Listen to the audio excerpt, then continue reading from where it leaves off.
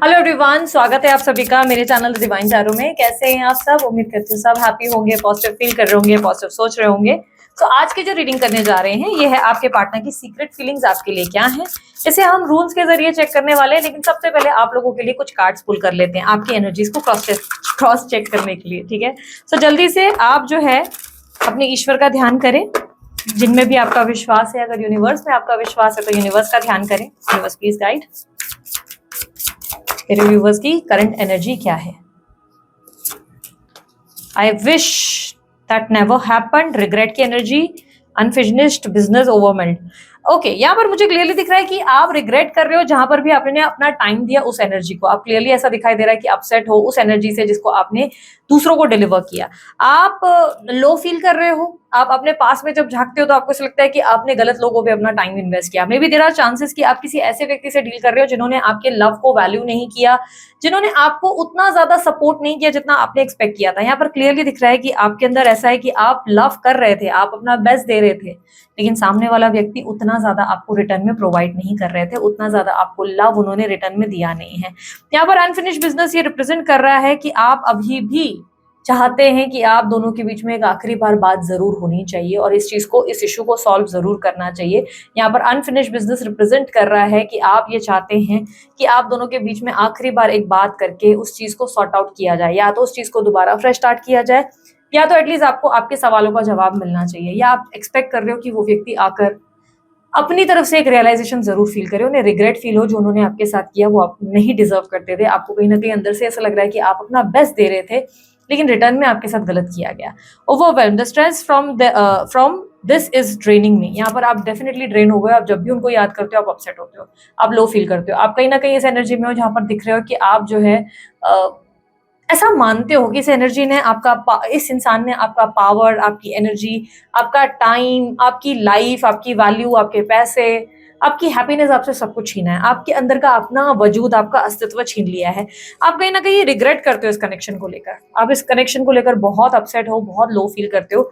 आपको लगता है कि कहीं ना कहीं आपने जो फेस किया, जो भी आपके साथ हुआ, जो इस इंसान ने किया, वो सब तो ठीक है, लेकिन आपको लगता है एटलीस्ट उस इंसान को रियलाइजेशन तो होनी चाहिए थी। एटलीस्ट वो रियलाइज कर सकते थे अपनी गलती जो उन्होंने आपके साथ किया। आपको एकदम से ऐसी एनर्जी में ऐसे अकेलापन दे दिया जो आप डिजर्व नहीं करते थे। आपकी जिंदगी में आपने उनको इतना ज्यादा प्यार किया और बदले में वो एक झटके से जैसे चली गई या चले गए, जेंडर स्पेसिफिक रीडिंग नहीं होती, चले गए या चली गई, और अब कहीं ना कहीं आपको रिग्रेट हो रहा है वो चीज को सोचकर कि यार मैं अब उस इंसान का इतना इंतजार कर चुकी या इंतजार किया, लेकिन उस इंसान ने एक झटके में लाइक यूं आए और यूं चले भी गए, लेकिन उन्हें फीलिंग्स नहीं हुई। आज वो अपनी जिंदगी को नॉर्मली जी रहे हैं, या शायद उन्होंने ट्राई नहीं किया अप्रोच करने का, बात करने की कोई कोशिश ही नहीं की, उन्होंने अपनी तरफ से कोई एफर्ट ही नहीं डाले, और आप उनके लिए इंतजार करते रह गए, आप उनके लिए बहुत ज्यादा लो फील करते रह गए। आपने इतना ज्यादा एंजाइटी, डिप्रेशन, अकेलापन फेस किया। जब आप ये सब चीजें सोचते हैं तो आपको ऐसा लगता है कि यार मैंने एक ऐसे इंसान पे अपना समय खर्च किया जिस इंसान ने मेरी कभी कदर ही नहीं करी। स्पिरिचुअली आप बहुत ज्यादा स्ट्रांग होते हुए, अवेकन होते हुए नजर आ रहे हो। नंबर 8 बहुत स्ट्रांगली रिफ्लेक्ट हुआ है। तो यहाँ पर हो सकता है कि आप इनके साथ किसी कार्मिक डेप्थ को क्लियर कर रहे थे। कार्मिक डेप्थ यानी कि कुछ ऐसे कर्म जो आपके पास लाइफ में या इस लाइफ में गलत हुए, जिसको आप जो है चुका रहे थे। यानी कि समझो हमने अनजाने में किसी चींटी को मार दिया, हमारा ध्यान नहीं था, पैर लग गया, मर गया, तो वो भी हमारे ऊपर कर्मा के हिसाब से लग जाता है, हमारे ऊपर एक जो है बुरा कर्म साबित हो जाता है। तो वो चीजें आप धो रहे थे। आपको कहीं ना कहीं अपने कर्मों का जो हेर फेर था, जो भी प्रॉब्लम्स थी, पेन था, स्ट्रगल बहुत करना पड़ा अपनी लाइफ में, वो स्ट्रगल का जो एक एंडिंग नहीं आ रही थी, एक फेज खत्म नहीं हो रहा था, वो खत्म होने की कगार पे। यहाँ पर क्लियरली दिख रहा है कि अब आप एंडिंग कर रहे हो अपनी जिंदगी में। जितने भी अपने कार्मिक डेब्ट्स उठाए, जितना भी आपने एक पेन अपने कंधों पर रखा था, जो बर्डन आपने लिया था, वो आप जो है अब रिलीज कर रहे हैं।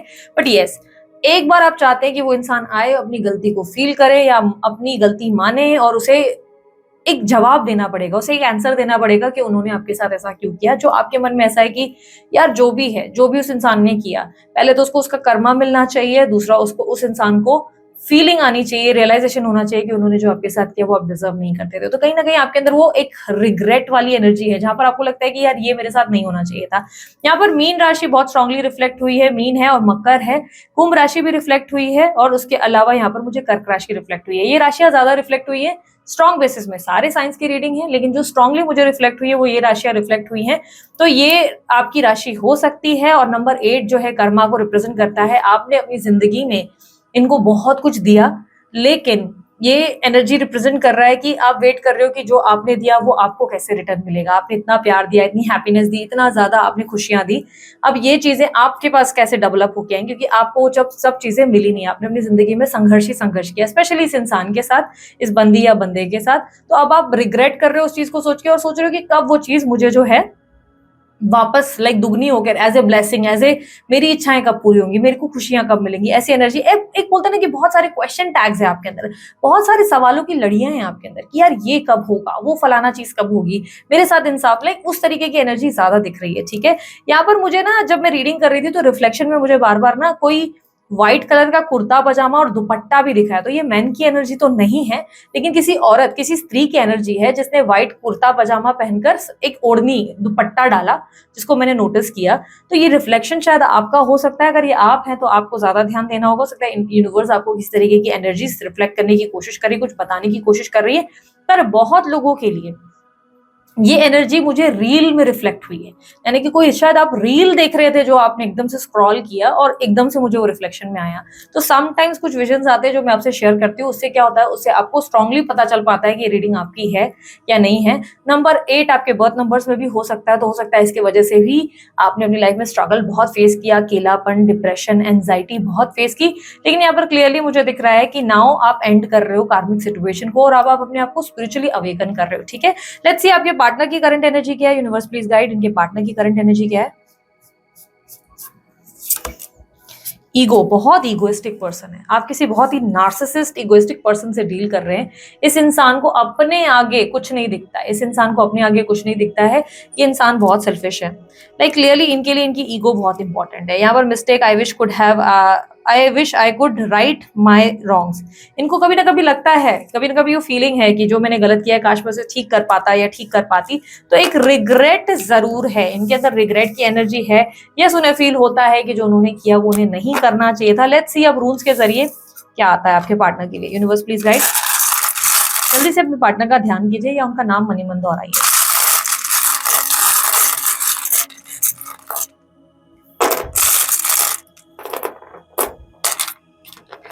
ओके, यहाँ पर सबसे पहले ईगो अगेन रिफ्लेक्ट हुई है उरूस की एनर्जी के साथ। स्ट्रेंथ भी इकट्ठी कर रहे हैं ये व्यक्ति, बहुत पेशेंस रख रहे हैं, ये अपनी थॉट्स को ना इवैल्यूएट कर रहे हैं, सोच रहे हैं। जो मतलब होता है ना कि एक इंसान बहुत सोच में और सवाल में चला जाता है, खुद को खींच लेता है। हम भी कई बार होता है ना, अकेलेपन बैठे हैं और ऐसे सोच रहे हैं यार ये क्यों हुआ, वो क्यों हुआ। तो वो एक तरीके के ना एक अंदर के थॉट्स मुझे जरूर दिखाई दे रहे हैं। और ये व्यक्ति खुद को बहुत ज्यादा पेशेंस देते हुए, बहुत ज्यादा खुद को कंट्रोल करते हुए कि नहीं, मुझे नहीं जाना चाहिए, मुझे इस इंसान को नहीं अप्रोच करना चाहिए, ये टाइम नहीं है, मुझे बात नहीं करना चाहिए। और यहाँ पर उरूस की एनर्जी ना ईगो को भी रिप्रेजेंट करती है। यस, ये व्यक्ति बहुत ज्यादा प्रैक्टिकल और बहुत ज्यादा, एक होता है ना कि आई एम द बॉस वाली एनर्जी, ये वो वाली एनर्जी है। जैसे आई एम द बॉस, आपको मेरी बात सुननी पड़ेगी, आई एम द बॉस, मेरे हिसाब से सब चलेगा, आई एम द बॉस। तो वो वाली एनर्जी ज्यादा है कि आई एम द बॉस, तू मेरे हिसाब से चली तो ठीक, तू मेरे हिसाब से चला तो ठीक, नहीं तो तू जैसे तेरे को ठीक लगे किनारा कर ले, वो वाली एटीट्यूड में है।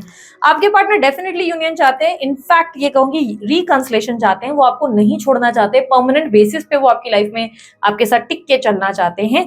लेकिन उनका ऐसा है कि आई एम द बॉस, मेरे हिसाब से चलो तो ठीक, अदरवाइज तुम किनारा नापो।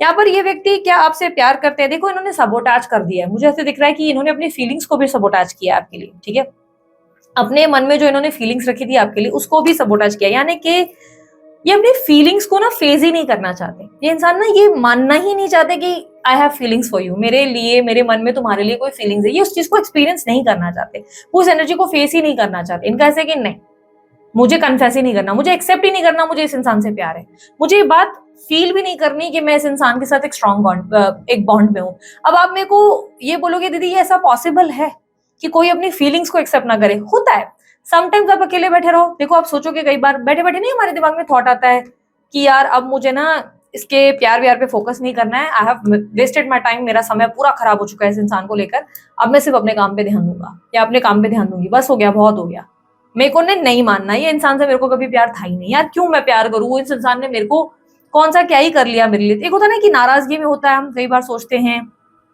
कई बार थॉट्स में आती है ये चीजें, राइट।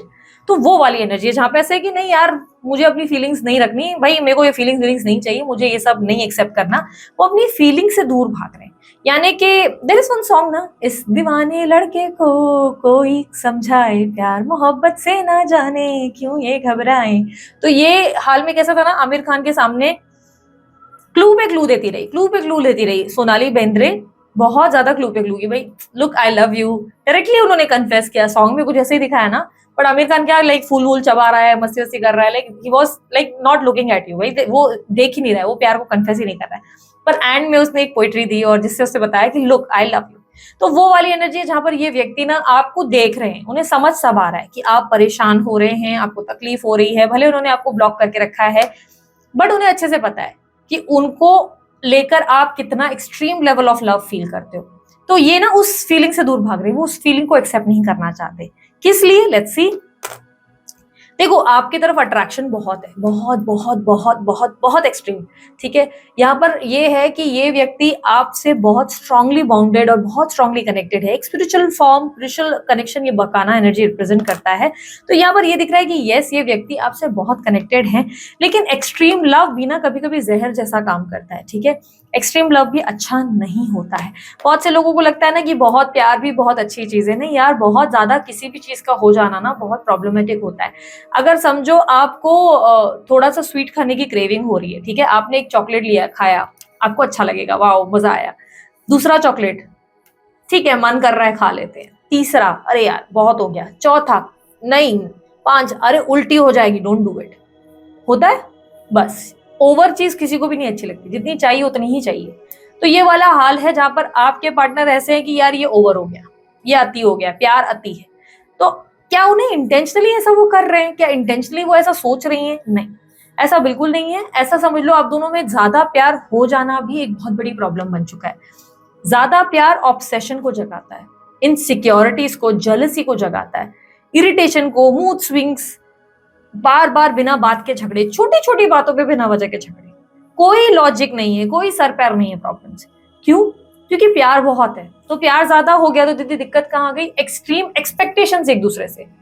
एक सोचेगा ये बहुत मैच्योर हो जाए, ये मेरी मन की भावना है, समझ ले। दूसरा बोलेगा यार मेरे लिए इसने ऐसा नहीं किया, मैंने इसके लिए ऐसा किया, इसने नहीं किया।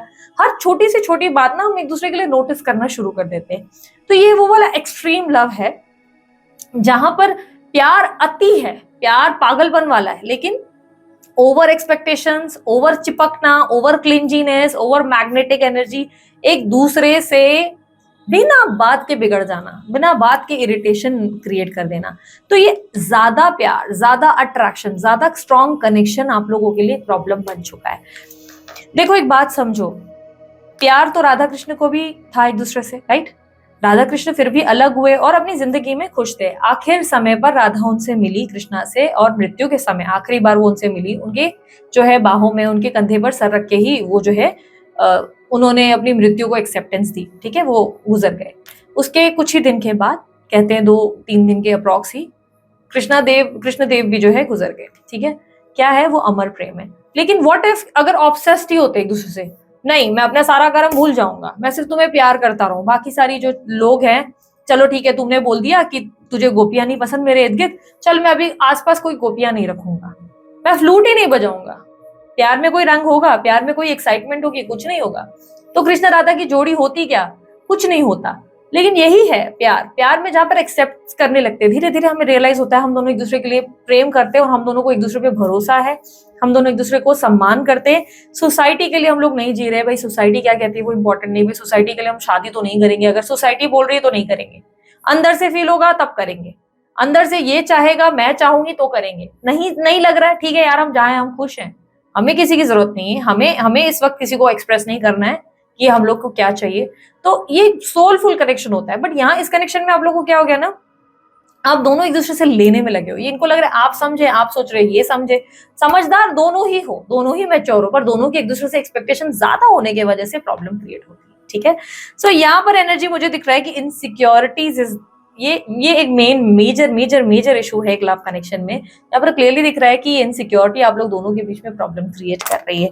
तो इनसिक्योरिटीज बहुत ज्यादा, आपकी एक्सपेक्टेशंस भी उस इंसान से ज्यादा है, वो इंसान आपको उतना डिलीवर नहीं कर पा रहे हैं, उनको ऐसा लग रहा है कि आप अंडरस्टैंडिंग नहीं हो, तो दोनों ही अपनी जगह बहुत सही जा रहे हैं। इट इज जस्ट कि ये आपकी जिंदगी में सिचुएशन है। मेरे एक क्लाइंट ने ना मुझे कहा था, बहुत प्यारी सी लाइन, और मैंने उसको अप्रिशिएट भी किया था। मैंने उनको बोला था I feel proud for you, कि मेरे को बहुत अच्छा लगा तुमने ये बात बोली। उन्होंने मुझसे कहा कि दी किसी की गलती नहीं थी, ना मेरी थी ना उसकी थी, हम दोनों ने बहुत प्यार किया एक दूसरे को, लेकिन प्रॉब्लम जो थी ना, गलती जो थी वो सिचुएशन की थी। सिचुएशन ही नहीं ठीक थी, पता है कुछ ना कुछ था। वो बंदी बहुत सॉलिड थी, बहुत प्यारी थी, मैं भी बहुत प्यारा हूं, मैं ये जानता हूं, बस सिचुएशन ऐसी थी, हमारे हालात ने हमारा साथ नहीं दिया। प्रेम तो था। मैंने कहा I proud of you, now I can say कि तू प्यार करता है, because he was a male, gentleman था भाई, बंदा जेंटलमैन था। मैं अप्रिशिएट करती हूँ ऐसे प्यार को। भाई उसको वश में नहीं करना था अपनी बंदी को, उसका ये नहीं था कि मेरी बंदी को मेरे को वश में कर दो, दिला दो, नहीं। ही जस्ट वॉन्ट टू नो कि वो खुश है अपनी जिंदगी में, इज शी हैप्पी, खुश है ना, आगे आगे बढ़ रही है ना, मैं बढ़ सकता हूं ना, कुछ रह तो नहीं गया हम दोनों के बीच में जो मुझे जोड़ना चाहिए था मैंने नहीं किया, क्या मुझे ये चीज को, इस बात को ऐसे ऐसे क्लियर करना चाहिए। इसके डाउट्स बहुत ब्यूटीफुल थे। तो मैंने उसको बोला, बंदे तू तो पहले से ही स्पिरिचुअली अलाइंड है यार, तेरे मन में तो ना कोई ईगो है, ना कोई जलसी, ना ईर्ष्या। तू तो चाहता है कि मेरी बंदी जो है बस जहां भी रहे यार खुश रहे, भगवान उसको खुश रखे, क्योंकि उसकी गलती कहीं नहीं थी, ना मेरी गलती कहीं थी, बस शायद भगवान ने हमें मिलाना ही नहीं था। जो मुझे देगा वो मुझे और बेहतर देगा, उस सोच के साथ वो इंसान मेरे पास आया था, और लिटरली मैंने उसे अप्रिशिएट किया था। ऐसे लोग बहुत कम होते हैं। तो प्यार की परिभाषा यही है, त्याग, एक दूसरे को बस खुश देखना है, जहां भी हो हैप्पी रहो, वो वाली एनर्जी रहती है, राइट।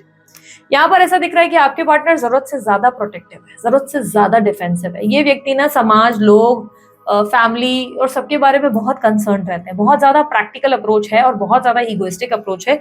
ये व्यक्ति ना समझो अपने आसपास ना एक सुरक्षा कवच लगाते हैं। एक सुरक्षा कवच समझो, यहाँ एक बाउंड्री बना दी, पीछे भी एक वॉल खड़ी कर दी। इस बाउंड्री को उनकी मर्जी से ही क्रॉस किया जाएगा। जैसे कि मैंने रीडिंग के स्टार्ट में कहा, आई एम द बॉस। इनका ये है कि मैं बॉस हूं, इस रिलेशनशिप का डिसीजन मेरे हाथ में है, तुम मेरे हिसाब से चलते हो, तुम में पेशेंस है, तुम में उस लेवल की मेच्योरिटी है, मैं तुम्हारे लिए गेट ओपन कर दूंगा, तुम आ जाना मेरे दिल के दरवाजे में, बोलते ना आके एंटर करना, मेरे दिल में बस जाना, मेरा सब कुछ तेरा।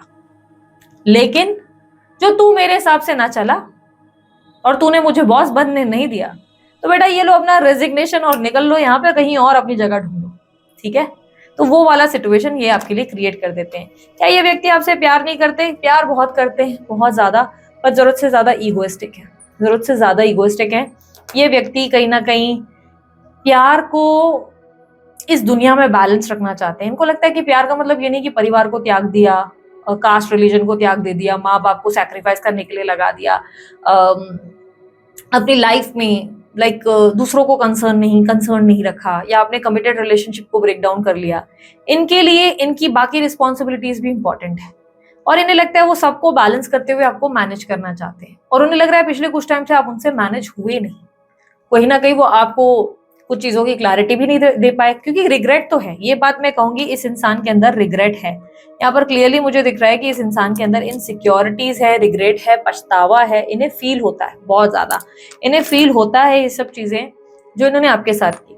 बट उन्हें लगता है कि आगे क्या करना है, इस चीज का आगे मुझे क्या मिलना है, आगे क्या करना है। बिकॉज देखो, इनके माइंड में ऐसा है कि यार मेरे अंदर फीलिंग्स है, मैंने इसे एक्सेप्ट किया, बट आगे क्या मैं उसी इमोशनल तरीके से, सेंसिटिव तरीके से इस इंसान के साथ आगे बढ़ जाऊं और कोई बाउंड्री ना सेट करूं, तो इससे तो यार फिर हर्ट हो जाएंगे हम लोग।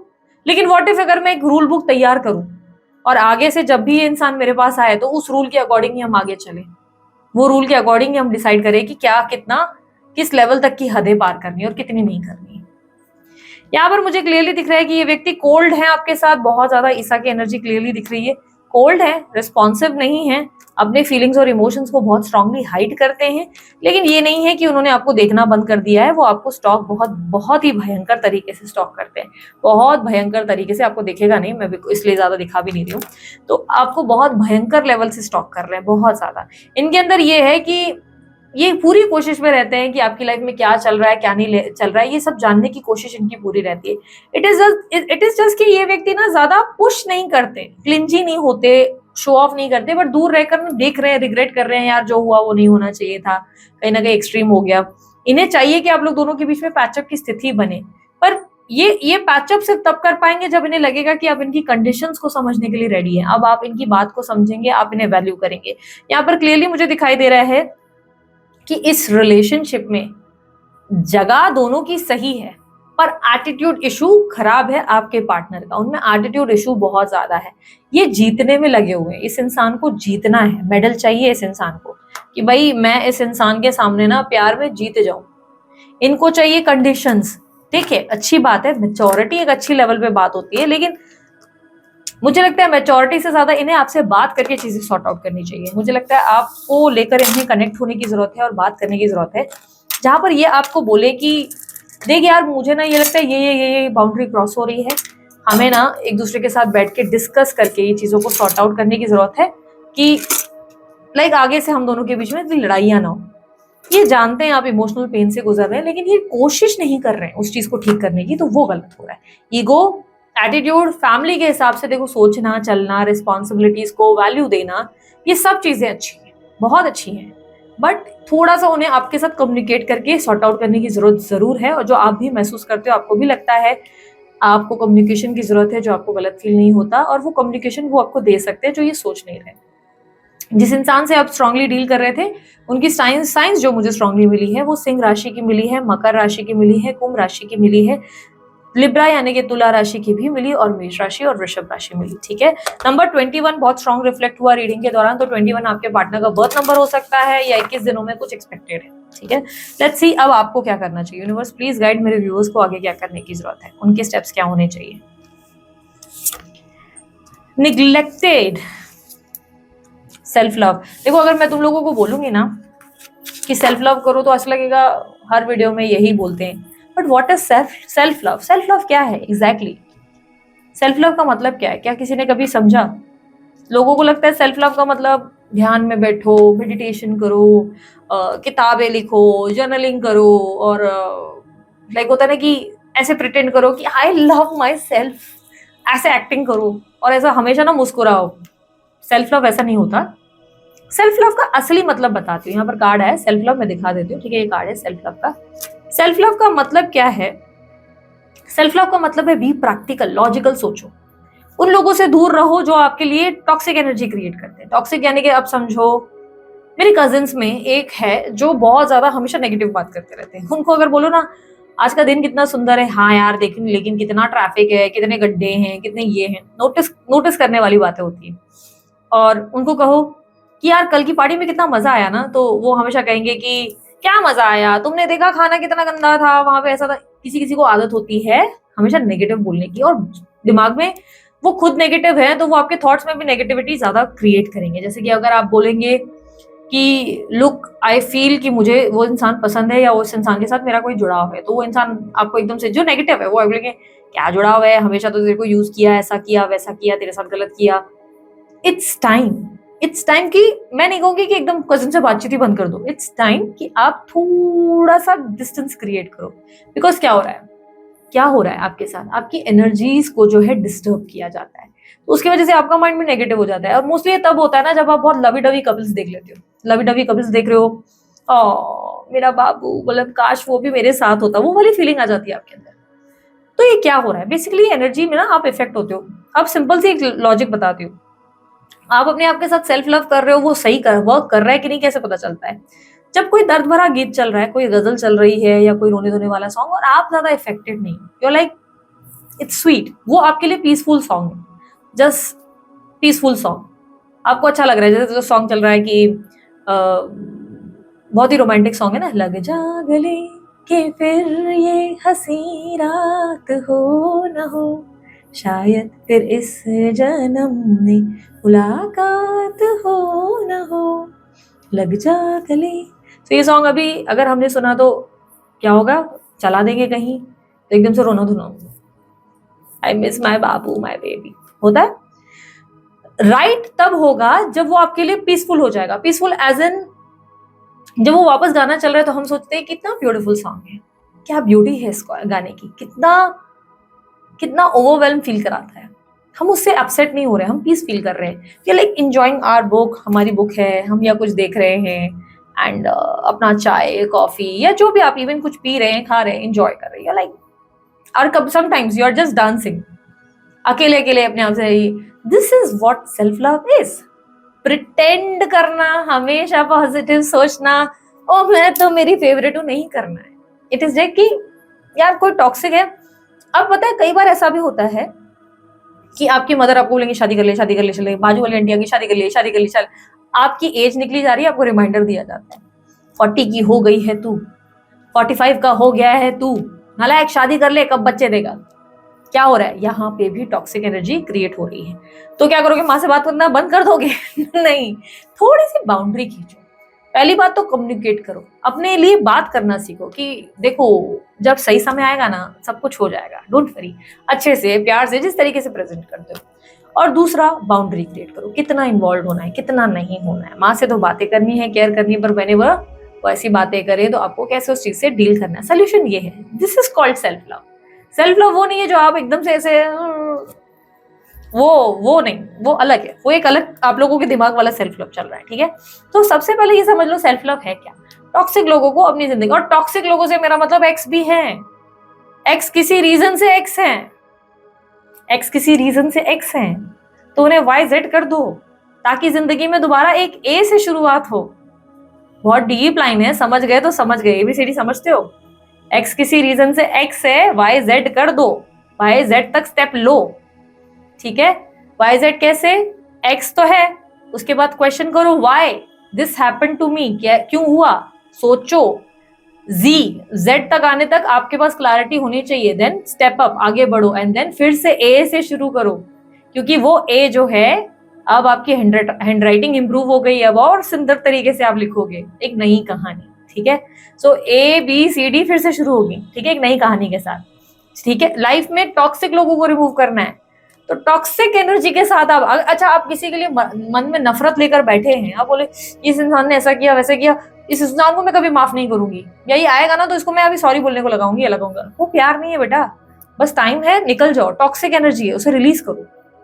जब आप उन्हें रिलीज करेंगे, जो टॉक्सिक लोग हैं अपनी जिंदगी में सरदर्द करने या नेगेटिव ऊर्जाएं क्रिएट करने वाले लोग, तब आप देखेंगे कि असल में अब आप अपने आप से प्यार करना शुरू कर रहे हो। लेकिन याद रखना, isolation is not the answer. Isolate नहीं करना है कि नहीं नहीं मेरे को दीदी ने बोला है मैं तो अकेले बैठ के किताब पढ़ूंगी, लग जा गले सुनूंगी, गलत जा रहे हो। थोड़ा सा चीजों को समझना, सबके साथ बैलेंस रहना है, लेकिन अपनी एनर्जीज को प्रोटेक्ट करना है कि भाई गलत बात हो रही है। कई बार हम लोगों से मिलकर आने के बाद सोचते हैं कि यार वो कितना नेगेटिव था, आगे से कम बात है, वैसी एनर्जी में रहोगे, ठीक है, आगे से ध्यान रखेंगे।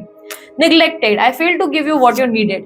यहाँ पर क्लियरली आप जो है निग्लेक्ट किए गए हो, universe is trying to tell you कि अब तक आपने अपनी खुशियों को निग्लेक्ट किया, सामने वालों ने आपको निग्लेक्ट किया, यानी कि इग्नोर किया, अवॉइड किया। इट्स टाइम कि अब आप अपने आप को वैल्यू दें, अपने आप को प्यार करें, अपने आप को समझने की कोशिश करें, वो करें जो आपको अच्छा लगता है, ठीक है, वो करें जो आपको प्यारा लगता है। मैं अभी सिंपल सा एग्जाम्पल दे दूं, उस दिन मैं अपनी फैमिली के साथ मार्केट गई थी, तो usually I have an habit कि मैं ना सबकी शॉपिंग में जबरदस्ती ना, लाइक जबरदस्ती नहीं, मेरे को घुसा ही दिया जाता है कि बेटा ये ले लें क्या, लाइक दीदी ये ले ले क्या, यही चलता रहता है। और वो लोग ना मुझे अपने कपड़े दिखाते रहते हैं, ऐसा हाल हो जाता है कि मैं मेरे लिए कभी शॉपिंग कर ही नहीं पाती। एंड एकदम शॉपिंग के एंड तक ना मैं बस ऐसे कि सबको देख रही होती हूँ, सबके बैग्स होते हैं, मेरे पास हार्डली कोई एक बैग आया, अदरवाइज नहीं होता, क्योंकि मैं लेने का मुझे काम, मैं सबको ही बैठ के देखूंगी, सबके क्लोथ निकाल रही हूँ, सबके लिए वो कर रही हूँ, मुझे मेरे लिए टाइम कब मिलेगा।